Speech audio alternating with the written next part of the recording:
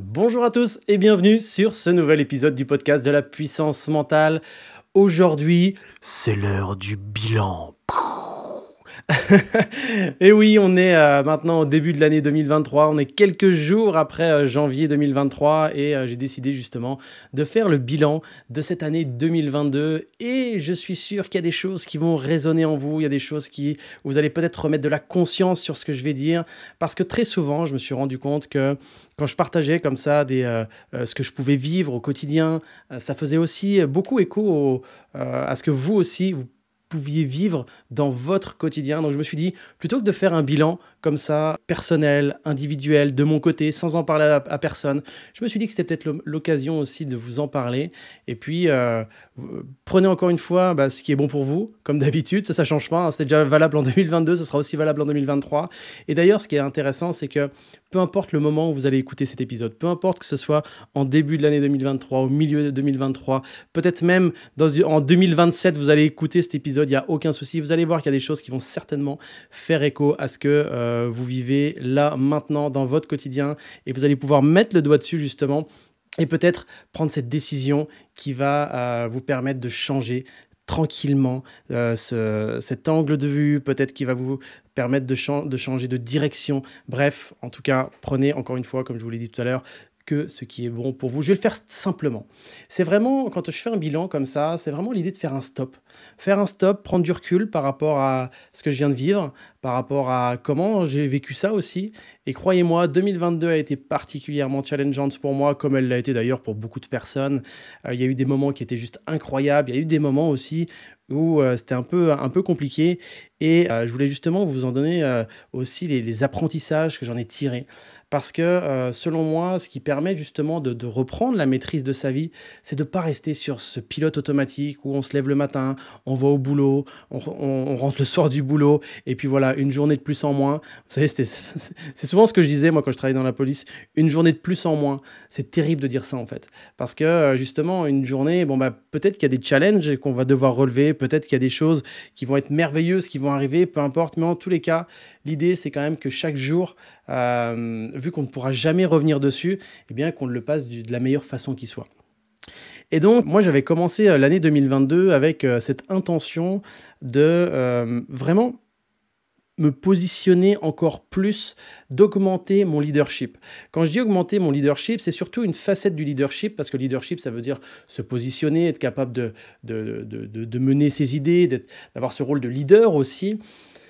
Mais moi, c'était surtout mettre des idées en avant, mener des projets, il n'y a aucun souci par rapport à ça. Mais par contre, c'était le fait surtout de savoir dire oui et savoir dire non.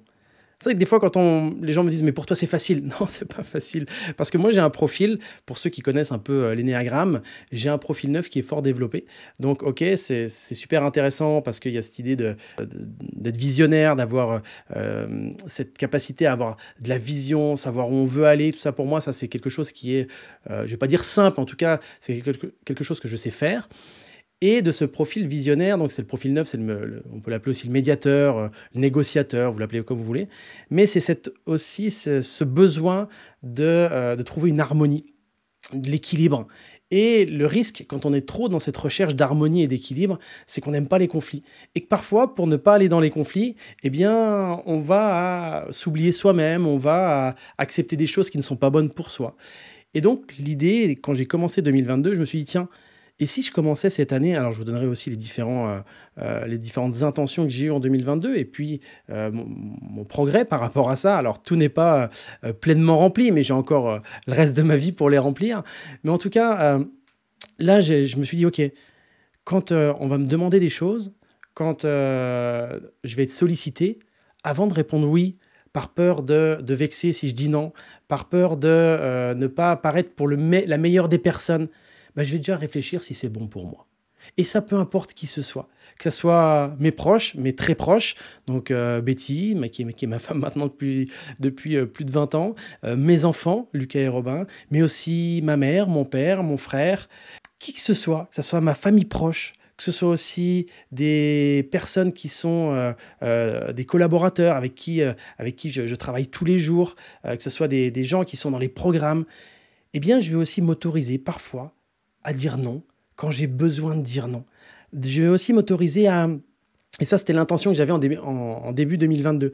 Je vais m'autoriser aussi à, parfois, ne pas répondre parce que j'ai pas le temps et plutôt que de répondre à quelqu'un qui me sollicite très rapidement, eh bien, je vais prendre le temps et je répondrai peut-être dans quelques jours, quelques heures, peu importe. Mais vous voyez, c'est cette idée de se positionner pour ne pas se laisser envahir. Peut-être que ça vous parle, vous aussi, ce besoin-là.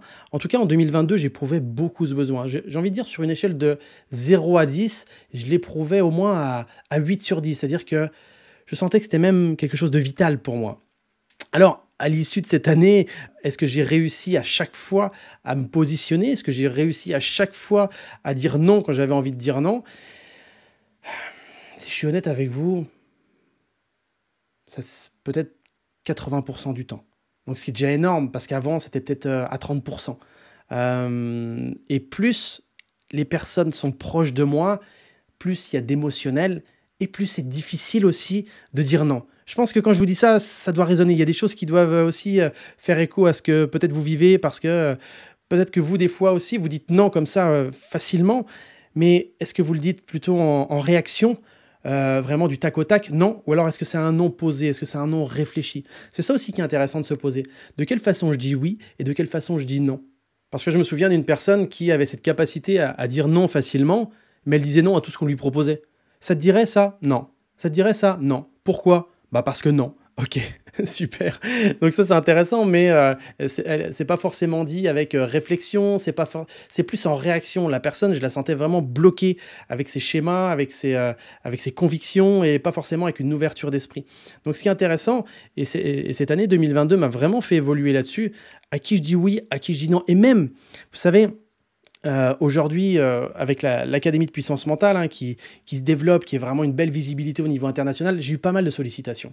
J'ai eu pas mal de sollicitations pour intervenir sur des groupes, pour intervenir sur des conférences, pour intervenir pour faire des collaborations, je vais chercher le mot aussi, en plus des interventions. Parfois, quand je sentais pas, quand j'avais pas envie, eh bien, je me suis autorisé aussi à dire non. Mais encore une fois, en étant posé, en étant en accord avec moi-même.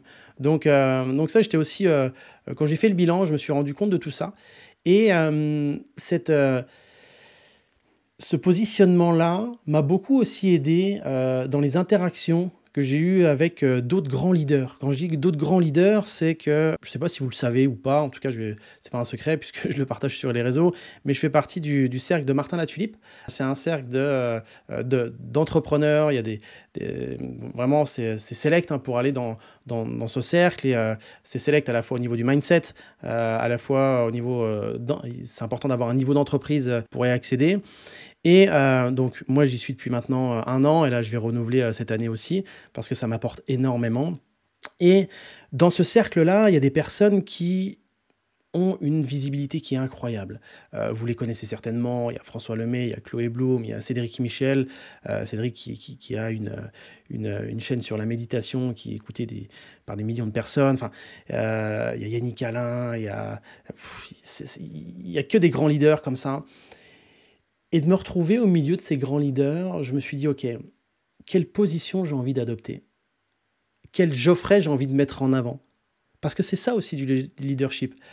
Quand je me positionne vis-à-vis de ces personnes que je voyais il y a quelques années sur scène et que je me disais, waouh, j'aimerais en être là où ils en sont, j'aimerais aussi être entouré de milliers de personnes qui m'écoutent pour diffuser mon message, eh bien aujourd'hui je le suis. Et quel positionnement j'adopte? Qu'est-ce que je mets en avant? C'est une vraie question.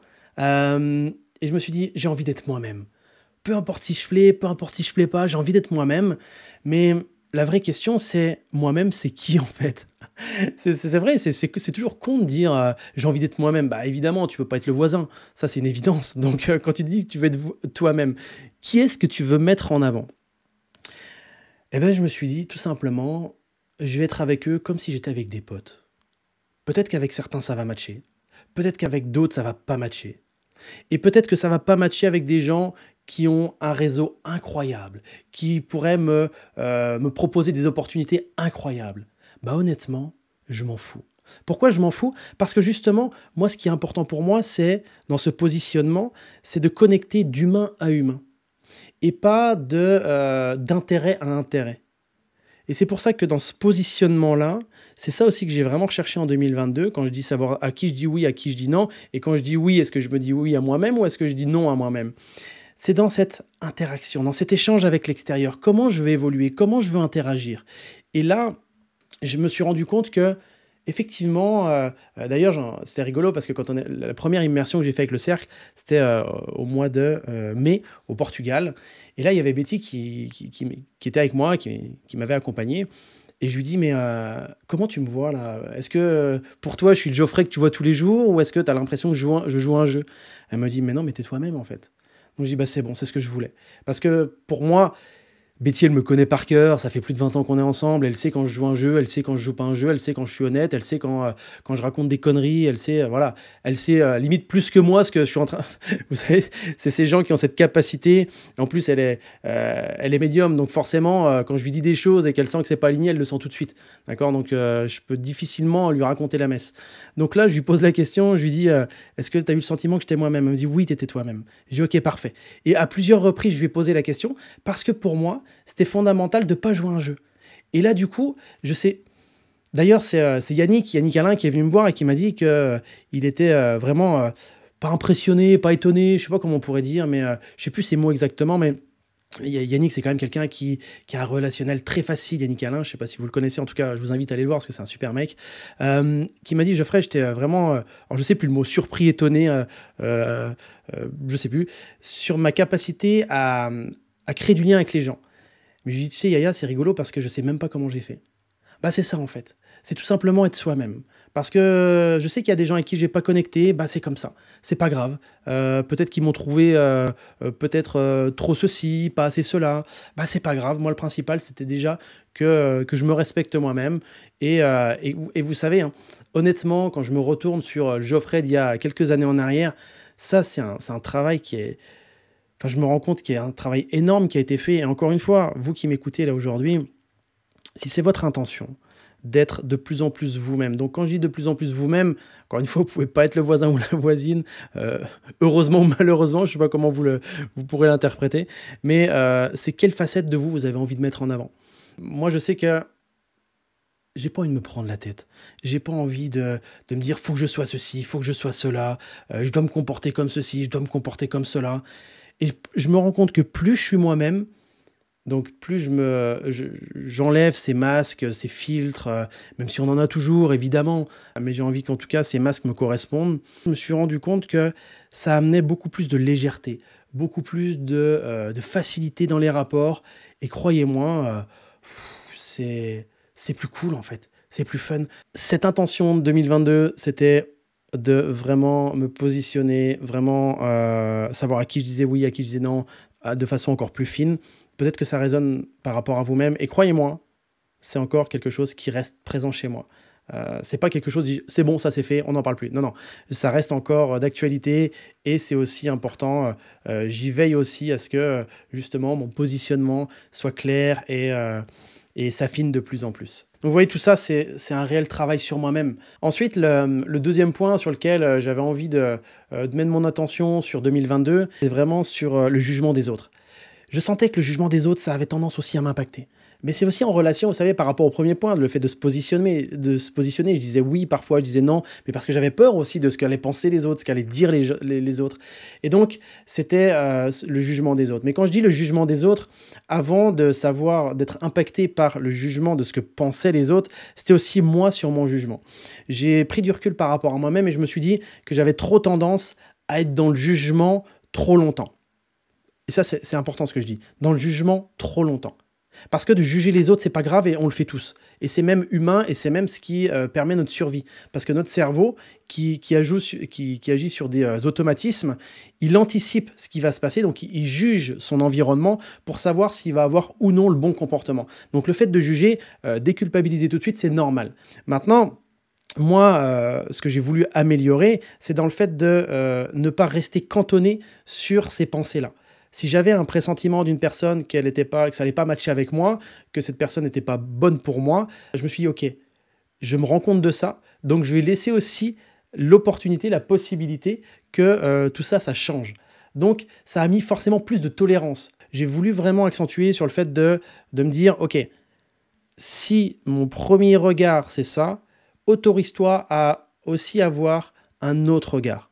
Et c'est vrai que j'ai des personnes sur 2022 qui sont arrivées un peu avec leurs gros sabots, qui sont venus me voir en me balançant leurs problèmes, en me faisant des demandes, en ayant des exigences vis-à-vis de moi. Et là, moi, quand on arrive comme ça, vraiment comme un chien au milieu d'un jeu de quilles, ça me bloque. Et avant, ça restait bloqué pendant longtemps. Si la personne était maladroite avec moi, si la personne ne s'y prenait pas de la meilleure manière qui soit, ou en tout cas ne me prenait pas en considération, parce que moi aussi des fois je suis fatigué, moi aussi j'ai pas envie d'entendre les gens, et moi aussi des fois j'ai ce besoin d'être seul. Et quand les gens arrivaient un peu de façon intrusive à ce moment-là, c'était très compliqué.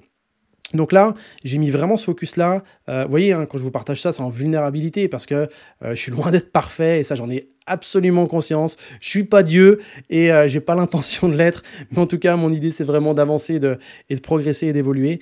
Donc, c'était cette intention de me dire, tiens, quand j'ai ce jugement-là, qui peut être à la fois positif ou négatif. Parce que c'est aussi valable pour les gens où je disais, wow, c'est cool, c'est une super personne, c'est génial. Et là, parfois, quand j'avais ce pressentiment-là, j'envoyais les chevaux dans le sens où je faisais confiance à 200%, toutes les portes étaient ouvertes. Eh bien, j'ai décidé de mettre un peu plus de mesure dans les deux positions.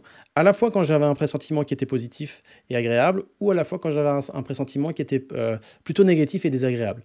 Donc, quand je dis prendre du recul, c'était pas forcément pendant 6 mois. C'était aussi d'avoir cette conscientisation, cette présence d'esprit en disant tiens, stop, fais pause et prends un peu du recul. Attends un petit peu. Ne réagis pas sur l'émotionnel. Ça qui est fondamental, de ne pas réagir sur l'émotionnel. Parce que moi, je sais que je suis quelqu'un de passionné. Je vis beaucoup par là, avec passion. Tout ce que j'entreprends, c'est avec passion. C'est plus fort que moi. Et c'est un de mes traits de caractère, et ça, on ne pourra pas me l'enlever. Et puis, ça me va bien aussi, parce que c'est ce qui m'aide aussi à aller de l'avant. Mais justement, cette passion-là, attention, parce que parfois, elle peut te faire, certes, des belles choses, et parfois, elle peut te faire aller dans une direction qui n'est pas forcément la meilleure pour moi et puis pour les autres. Donc là, c'était vraiment cette idée sur le jugement des autres, déjà sur moi, comment j'allais juger les autres. Donc, prendre du recul, et je suis vraiment...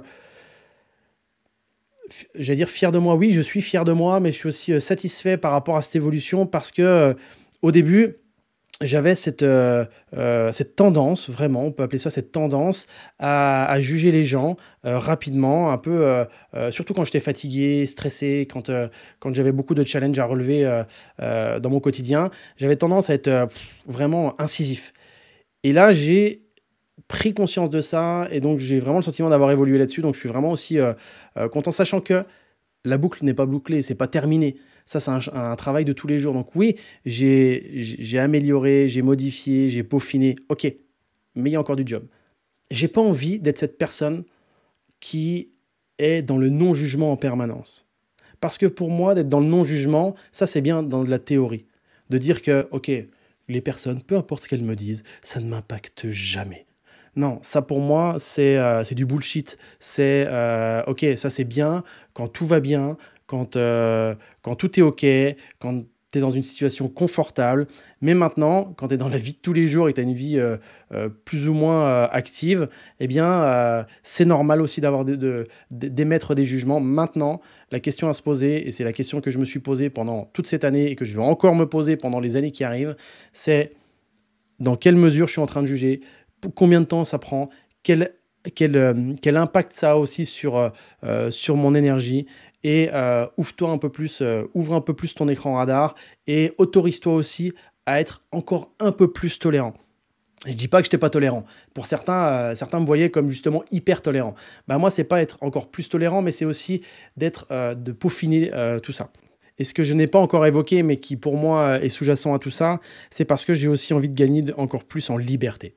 La liberté pour moi, c'est quelque chose qui est tellement fondamental que j'ai besoin de me libérer de beaucoup de choses. Quand je dis me libérer de beaucoup de choses, c'est que je n'ai pas envie que l'environnement ait un impact sur mon énergie au quotidien. Elle l'a forcément, bien évidemment, mais j'ai pas envie que ça dure trop longtemps et que ça soit trop intense. Vous voyez, donc quand j'ai tendance à juger les autres, ça a un impact sur mon énergie. Et c'est pas du tout productif pour moi et ça n'a pas forcément un grand intérêt. Donc c'est pour ça que de s'en rendre compte déjà et ensuite de modifier ça, c'est énorme. Ensuite, le fait de, donc là, j'étais dans le jugement des autres, mais c'est aussi l'impact que les autres avaient sur moi. Et ça, je me suis de plus en plus libéré. Et je suis vraiment aussi content par rapport à ça parce que j'ai aussi réussi à m'en libérer. Peut-être que vous, aujourd'hui, c'est aussi quelque chose que vous aimeriez améliorer. Dites-vous que c'est étape par étape. Des fois, je vois des gens qui me disent, moi, le jugement des autres, je m'en bats les couilles. Ça a aucune importance. Peut-être que ça n'a aucune importance, mais parfois, le jugement des autres, il est aussi important. Il a aussi son intérêt. Tout n'est pas acheté dans ce que disent les gens. J'ai été confronté là sur les réseaux, notamment sur la période novembre-décembre, où on a augmenté notre communication parce qu'on était en lancement, c'est-à-dire on lançait l'événement puissance mentale où ça a à la fois deux objectifs. Un, de partager du contenu à énormément de personnes, et deux, c'est le moment de l'ouverture des portes de l'école francophone des coachs en préparation mentale, qui est l'école où on forme justement les coachs en préparation mentale au sein de cette académie de puissance mentale. Donc il y a des gens, ils m'ont défoncé sur les réseaux, ils m'ont insulté de tous les noms, j'ai eu des menaces aussi, et là, c'était rigolo, c'était rigolo de m'observer. Je me suis beaucoup observé. Il y a des fois où ça me glissait sur la peau comme de l'eau sur les plumes d'un canard. Vous voyez un peu cette image où, franchement, peu importe, je m'en fichais. Et à d'autres moments, ça me touchait plus. Et je me suis rendu compte qu'en fait, quand ça me touchait plus, c'est que justement, j'avais besoin de prendre un peu plus l'air, j'avais besoin de prendre un peu plus de repos, de faire plus de relaxation, d'aller plus me balader en forêt, de couper clairement avec les réseaux. Et ça, c'était pour moi un indicateur. C'est vrai que 2022, pour moi, était challengeant par rapport à ça, parce qu'honnêtement, la puissance mentale, c'est quoi? C'est livrer des clés aux gens pour les aider à progresser. Et quand on se fait défoncer, quand les gens nous disent « oui, t'es un gourou », putain, mais attends, détends-toi. Tu sais vraiment ce que c'est qu'un gourou? Un gourou, c'est quelqu'un qui veut mettre l'emprise sur quelqu'un et veut lui soutirer sa thune, en lui laissant plus aucune liberté de penser. Moi, concrètement, c'est tout sauf ça. Et d'ailleurs, pour la petite histoire, ça fait tellement partie de mes valeurs, la liberté, que quand même une personne est intéressée pour venir se former comme coach en préparation mentale chez nous, je dis ok, prends le temps, réfléchis, prends le temps, d'accord? Sois libre de prendre du temps pour réfléchir par rapport à ça. J'aime tellement pas que les gens se sentent plus libres de penser par eux-mêmes que d'être insulté de gourou. Je me dis, enfin, alors quand je suis pas fatigué, je dis, ça me fait rire, je m'en fous. Mais quand je suis fatigué, je me dis, mais tu me connais pas en fait. Tu es en train de m'insulter, tu es en train de me dire des choses, mais tu ne me connais même pas. Tu sais même pas ce que je fais Il y a des choses que je fais pour aider des dizaines et des dizaines de personnes. J'en parle même pas en fait. Et j'ai même pas envie d'en parler parce que ça me regarde. Et puis c'est aussi du domaine de l'anonyme, du domaine de mon jardin privé. Tout ça pour vous dire que cette année 2022, là, le jugement hein, avec un grand J, que ce soit moi de juger les autres, mais aussi comment me juger les autres, l'impact que ça avait sur moi, j'ai vraiment travaillé sur ça. Et en tout cas, ça a été à chaque fois pour moi un indicateur de mon état intérieur. Et ça, c'est vraiment fondamental. Un autre point aussi qui a été important pour moi dans cette année 2022. Alors c'est intéressant par rapport à tout ce que je vous dis, parce que encore une fois, j'aurais pu le garder pour moi. Je me suis dit, tiens, je vais faire un épisode pour justement vous le partager, parce que ça peut certainement faire écho à ce que vous vivez, ou ce que vous avez vécu, ou ce que vous allez vivre aussi. D'ailleurs, n'hésitez pas à me mettre en commentaire, si vous regardez sur YouTube, n'hésitez pas à me mettre en commentaire. Si vous écoutez sur les podcasts, n'hésitez pas aussi à faire aussi peut-être des stories ou sur les réseaux, à dire tiens, j'ai écouté l'épisode de Geoffrey et j'ai vraiment pris conscience de ça, parce que ça peut aussi aider d'autres personnes à travailler sur eux en venant écouter cet épisode-là. Le point suivant, c'était que j'avais envie encore de moins me comparer aux autres. Quand je dis moins me comparer aux autres, c'est pas avoir ce sentiment d'infériorité. Parce que je me suis jamais senti inférieur à qui que ce soit. Et je me suis jamais senti non plus supérieur à qui que ce soit. T'es jamais supérieur à une personne, t'es jamais inférieur à une personne, tu es juste toi-même. Et ça, c'est une réalité concrète. Et c'est vrai que notre cerveau, parfois, peut nous faire croire qu'on est supérieur ou peut nous faire croire qu'on est inférieur. Mais la réalité, c'est qu'on a chacun notre propre identité. Mais ce que j'avais envie, vraiment, c'était de moins me comparer aux autres, dans le sens où moi, des fois, j'ai peut-être tendance à être impatient. Quand je dis être impatient, c'est que j'aimerais que les choses aillent un peu plus vite dans certains projets, certaines évolutions même personnelles. Parce que j'avais tendance à me dire aussi, tiens, telle personne en est déjà à ce niveau-là. Waouh! Et c'était pas de la jalousie, c'était de l'envie d'être à son niveau. Et je me suis dit, tiens, et si maintenant j'observais ça en me disant waouh, c'est génial la personne où elle en est là, et en me disant juste tiens, un jour peut-être que j'en serai comme elle, à avoir ce positionnement-là, à avoir cette capacité à faire telle chose, mais ça prendra le temps que ça prendra pour moi, mais en tout cas je vais y arriver tranquillement. Et ça, ça a été aussi, encore une fois, de m'observer, de savoir où j'en étais. Et dès que j'avais cette tendance à me dire, waouh, j'aimerais en être comme lui, ok, détends-toi, ça va venir. D'accord. Ça va prendre le temps que ça prendra. Peut-être que ça sera même plus rapide que ce que tu ne crois, peut-être même plus long, mais en tout cas, ça prendra le temps que ça devra prendre. Et ça m'a permis aussi de m'alléger, de ressentir les choses avec plus de, ouais, de légèreté, de sérénité, d'être moins focus résultat. Et peu importe le rythme, en tout cas, c'est le rythme qui est le mien. Donc voilà par rapport aux 3 intentions que je m'étais vraiment fixées. Donc savoir, je vais vous donner aussi les intentions que j'ai pour 2023, peut-être que ça va aussi vous aider dans votre cheminement personnel. Donc pour 2022, j'avais cette intention d'améliorer mon positionnement, donc cette facette du leadership, de savoir à qui je dis oui, à qui je dis non. 2, de travailler encore plus sur le jugement que moi je pouvais porter sur les autres, mais aussi de l'impact que les autres pouvaient avoir sur moi, de par leur jugement, leurs actions, leurs commentaires. Et enfin, en 3, c'était cette volonté de prendre du recul à, tiens, si une personne est selon moi en tout cas, plus avancée que moi dans certains domaines, eh bien aussi, ok, je vais avancer aussi à mon rythme. Maintenant, les intentions pour 2023. Ah, est-ce que je vous les partage ou pas? Parce que si je vous les partage, forcément, vous aurez un œil attentif là-dessus. Et justement, c'est aussi une sorte d'engagement. Une sorte d'engagement parce que je me suis rendu compte, et ça, des études l'ont montré aussi, hein, le fait de s'engager auprès de certaines personnes, de s'engager publiquement. Vous savez un petit peu quand on s'engage publiquement à faire du sport, quand on s'engage publiquement à je vais faire une reconversion, on s'engage publiquement. Quand je dis publiquement, c'est pas forcément aller le crier sur la place de son village ou de sa ville, hein, mais c'est aussi de le dire aux gens qui nous entourent, que ce soit vos collègues, vos amis, vos proches, peu importe. C'est aussi, ça donne beaucoup plus de puissance dans l'atteinte de ces objectifs. Donc oui, je m'engage, vous qui m'écoutez aujourd'hui, et d'ailleurs que je kiffe, d'ailleurs, je tiens à vous le dire.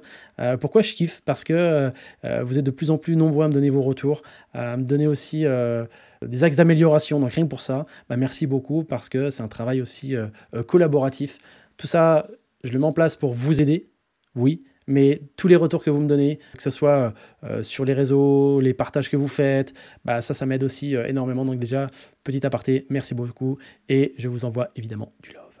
Donc mes intentions pour 2023, c'est les suivantes. La première, c'est d'augmenter ma présence en réel. Quand je dis ma présence en réel, ça peut paraître un peu bizarre, mais depuis le Covid, j'échange beaucoup en distanciel parce que je trouve ça tellement fabuleux. C'est vrai que même les formations en distanciel, ça a une puissance incroyable. Je me rends compte des résultats de folie. Mais j'ai aussi ce besoin de proposer encore plus de présentiel, de réel, de connecter encore plus avec les gens. C'est un vrai besoin pour moi. Je sens que quand on est comme ça, dans une même pièce, dans une même salle, c'est quelque chose qui m'anime profondément. Et c'est vrai que je l'ai mis de côté depuis on va dire, depuis 2-3 ans. Alors oui, j'ai les événements qui sont réguliers avec les gens qui font les programmes de l'académie, mais j'avais envie aussi de proposer plus de présentiel et notamment, je me lance sur quelque chose là qui me fait peur. Je vous le dis, ça me fout la flip. C'est d'aller encore plus sur les conférences. J'en ai fait, j'ai parlé devant plusieurs centaines de personnes, j'ai déjà fait, mais quand je vous dis que ça me fout la flip, j'ai envie d'être encore plus authentique. Quand je vois les conférences que je faisais, il y a de ça maintenant 2-3 ans en arrière, je faisais un peu des conférences comme monsieur et madame tout le monde. Alors oui, les gens appréciaient, j'avais de très bons retours par rapport à ça, mais j'ai envie d'aller encore plus sur, je sais pas comment vous dire, plus qu'une conférence, sur de l'échange, sur de l'interaction, sur de la connexion. J'ai envie d'aller encore plus sur le terrain, d'aller me confronter aussi à vos questions, d'aller me confronter à vos interactions et par la même occasion de vous aider encore plus en présentiel. Donc là, ça c'est une certitude. Donc je travaille fort là-dessus, ça me challenge vraiment. Donc n'hésitez pas à regarder sur les réseaux, vous allez voir, il va y avoir du nouveau là-dessus. Ensuite, le point sur lequel j'ai envie vraiment d'aller, c'est de partager encore plus les idées qui me tiennent à cœur. Je sais que ça va pas plaire à tout le monde, je sais que ça va plaire à d'autres, mais c'est comme ça, parce que je vois beaucoup de choses. Et c'est vrai que là, je les ai conscientisées depuis quelques mois maintenant. Il y a des choses avec lesquelles j'étais pas forcément en raccord dans le monde du développement personnel. Et j'ai cette envie de les dire, ce besoin aussi de les dire, parce que j'ai le sentiment que ça culpabilise beaucoup de personnes. Vous savez, cette idée de vouloir être une belle personne à tout prix, de vouloir être toujours positif, de vouloir toujours paraître être le meilleur conjoint, le meilleur collaborateur, d'avoir toujours la vie idéale. Ouais, ok, bon, ça c'est bien, c'est important d'avoir cette intention-là peut-être, mais la réalité, elle est complètement différente. Et j'ai des points de vue à apporter, j'ai des idées à apporter. C'est comme là, quand j'ai un peu mis un coup de pied dans la fourmilière, quand j'ai dit, notamment dans l'univers du coaching, où je disais un coach, il doit apporter des solutions. Un coach, quand il est face à une personne qui a des problématiques de confiance, de stress, de gestion émotionnelle, de prise de décision, de lâcher prise, de motivation, de fatigue, de ce que vous voulez, il doit apporter une solution à la personne qui l'accompagne. Parce que pendant des années, on a dit un coach n'apporte pas de solution. Pour moi, c'est de la grosse connerie. Parce que quand vous êtes face à quelqu'un qui a envie d'évoluer, c'est bien beau de lui poser des questions pour qu'il soit en introspection, qu'il trouve lui-même ses propres solutions dans son domaine, mais c'est fondamental de lui apporter des clés, des solutions pour développer ses habiletés mentales, à développer sa confiance, sa gestion émotionnelle, etc. Et sans ça, la personne, elle peut se sentir perdue. Et ça, c'est des retours de terrain. Parce que pendant longtemps, cette théorie qui nous a dit, oui, un coach n'apporte pas de solution. Va voir un coach sportif qui va te dire, tiens, quel exercice tu pourrais faire pour tes abdos? Bah, je sais pas, si je viens de voir, c'est justement pour que tu m'en proposes. Tous ces trucs-là qui, pour moi, ne me conviennent pas et surtout ne conviennent pas aux personnes qui vivent une réalité sur le terrain. D'accord. Il y a une différence entre la théorie et ce qui se passe sur le terrain. Et justement, moi, ce que j'aime aussi, c'est apporter de la réalité, du concret. Quand je dis qu'il faut apporter des solutions, bien évidemment, on ne va pas dire à la personne quitte ton mari, change de job. Ça, évidemment, ça, c'est pas à nous, en tant qu'accompagnants, à proposer ça à la personne. Mais en tout cas, il est important de lui apporter des clés, des outils pour avancer. Donc ça, c'est vraiment cette idée donc d'aller plus dans je vais partager mes idées comme je l'entends, que ça plaise ou que ça plaise pas. En tout cas, ça plaira à autant de personnes que ça en déplaira à d'autres. Et ça, donc, je vais avancer dans cette direction-là. Mon intention aussi, c'est aussi de me détacher de plus en plus des réseaux. Quand je dis me détacher de plus en plus des réseaux, c'est pas ma présence sur les réseaux, parce que je vais continuer à partager, mais c'est de mettre plus de limites dans les réseaux, c'est-à-dire que ne pas aller sur mon smartphone avant une telle heure. Donc là, en l'occurrence, c'est le matin quand je me lève. Avant, j'avais tendance à scroller les réseaux, à aller sur Insta, sur Facebook pour aller voir les actualités. Ça, je fais plus. Je m'interdis à le faire. Et au contraire, je préfère débuter par lire un petit bouquin, écouter une formation, voilà, mais de façon très tranquille, écouter une petite musique sympa, mais commencer cette journée-là cool, tranquille, et pas aller dans le flux des réseaux, des messages et tout ça, parce que je me suis rendu compte que ça me pompait beaucoup d'énergie. Donc l'idée, c'est vraiment de prendre du recul par rapport à tout ça. Ensuite, le point suivant, c'est de continuer à m'entourer des gens qui sont simples, qui vivent aussi avec de la légèreté, qui ne se prennent pas au sérieux, mais qui sont sérieux aussi dans ce qu'ils font. C'est cette capacité à être à la fois cool, décontracté, et quand on doit être focus, on est focus. Quand on est sérieux, on doit être sérieux. Et prendre du recul avec les gens qui sont tout le temps négatifs, les gens qui voient tout le temps le verre à moitié vide plutôt qu'à moitié plein, et voilà, qui pensent plus à critiquer leurs voisins qu'à construire des choses. Ça, moi, ça me fatigue. C'est pas mon état d'esprit. Et donc, voilà, continuer à m'entourer des gens qui sont cool, tranquilles, authentiques. Et aussi continuer à avoir des discussions qui soient où on va en profondeur, où voilà, qui soient constructifs. Et qu'il y ait un avant, un après, chaque discussion, que ça soit... mais quand je dis un avant, un après, c'est pas forcément qu'on ait appris des choses, c'est aussi qu'on ait passé un bon moment, que ça soit cool. Donc j'ai vraiment envie de mettre encore plus de kiff dans cette année 2023 que dans les autres années, même si le niveau de kiff était déjà assez élevé. J'ai envie encore de monter d'un cran. Donc croyez-moi, si vous me rencontrez, que ce soit en live, que ce soit donc en réel, que ce soit par les réseaux, je veux aussi mettre beaucoup plus de légèreté, beaucoup plus de kiff, beaucoup plus d'humour aussi. Ouais, se lâcher la grappe parce que finalement, on se rend compte que, ou peut-être pas, des fois, on n'a peut-être pas conscience, mais la vie, elle a une durée limitée et le but, c'est aussi de kiffer chaque moment et de se prendre la tête, en tout cas, le moins possible. Parce que de ne pas se prendre la tête, je ne sais pas si c'est quelque chose qui est réalisable, de plus jamais se prendre la tête, mais en tout cas, de le faire le moins souvent et avec le moins de gravité possible, surtout quand les choses ne sont pas graves du tout, quoi. Donc, dites-moi, en tout cas, ce qui a résonné en vous. Ça m'intéresse. Ce qui vous a parlé plus, si vous dites, ah tiens, Geoffrey, ce que tu as dit là, moi, ça a mis de la conscience. Effectivement, effectivement, j'y avais pas pensé, mais peut-être que je vais aussi mettre le focus là-dessus. Peut-être qu'il y a d'autres choses. Alors, je vous ai pas parlé d'autres intentions, comme me remettre enfin, pas me remettre au sport, parce que je fais toujours du sport, mais faire du sport plus régulièrement, ça c'est aussi une autre intention. Manger plus sainement, c'est aussi une autre intention. Mais là, je voulais plus vous parler des intentions au niveau terme prépa mental, j'ai envie de dire. Alors, c'est vrai que j'en ai pas parlé jusqu'à maintenant, et c'est aussi le cadeau que je voulais partager aux gens qui écoutent jusqu'à maintenant. Comment faire, vous, votre propre bilan de 2022? Il n'est jamais trop tard. Que vous écoutiez cet épisode au mois de janvier, que vous l'écoutiez au mois de juin ou au mois de novembre, on s'en fiche. Et peu importe l'année aussi à laquelle vous allez écouter cet épisode. Faire le bilan, c'est quel challenge j'ai dû relever cette année? En quoi ça a été difficile pour moi? Quels ont été aussi les bons moments que j'ai vécus cette année? Remettre de la conscience par rapport à ça. Qu'est-ce que j'ai adoré? Qu'est-ce que j'ai moins aimé? Et par rapport à tout ça, pour l'année qui arrive, qu'est-ce que j'ai envie d'ajouter? Qu'est-ce que j'ai envie d'enlever? Qu'est-ce que j'ai envie de transformer? Simplement, pour devenir la personne que j'ai envie de devenir. Donc, la personne que vous avez envie de devenir, c'est, tiens, j'ai envie d'être plus ceci, moins cela. Peut-être améliorer encore tel point. Ça peut être par rapport à votre état d'esprit, ça peut être par rapport à votre capacité à être serein, votre capacité à être motivé, votre capacité à gérer les conflits avec les autres. Bref, il y a tellement de choses, c'est vaste, c'est large, et c'est à vous d'identifier ça.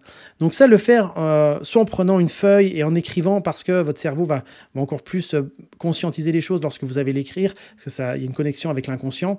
Comme ça, vous l'avez aussi sur écrit, et ça va vous donner aussi un repère visuel. Et ensuite, vous allez pouvoir mettre donc les intentions. Concrètement, quelles sont vos intentions pour l'année qui arrive? Et ça, vous les mettez. Vous pouvez aussi les partager à d'autres personnes parce que, comme je le discutais en début d'épisode, la puissance de l'engagement, ça donne vraiment une puissance à l'atteinte de vos objectifs. Vous pouvez le faire simplement avec beaucoup de légèreté. Amusez-vous aussi à le faire. Mettez du kiff dans tout ça. Parfois, on se prend beaucoup trop au sérieux. Et faites-le avec simplicité, avec amusement, dans cet objectif de devenir la personne que vous avez envie d'être, tout simplement. Voilà pour cet épisode puissance mentale. J'espère qu'il vous a plu. N'hésitez pas encore une fois à me dire ce que vous en avez pensé. N'hésitez pas aussi de mettre des étoiles sur Spotify ou d'aller prendre le temps, si vous avez Apple, de mettre un avis sur Apple Podcast. Ça m'aide énormément, et de le partager aussi à toutes les personnes qui peut-être en auraient besoin. Quoi qu'il en soit, prenez soin de vous. Je vous dis à très vite, évidemment, pour un autre épisode la semaine prochaine, et à bientôt. Bye tout le monde.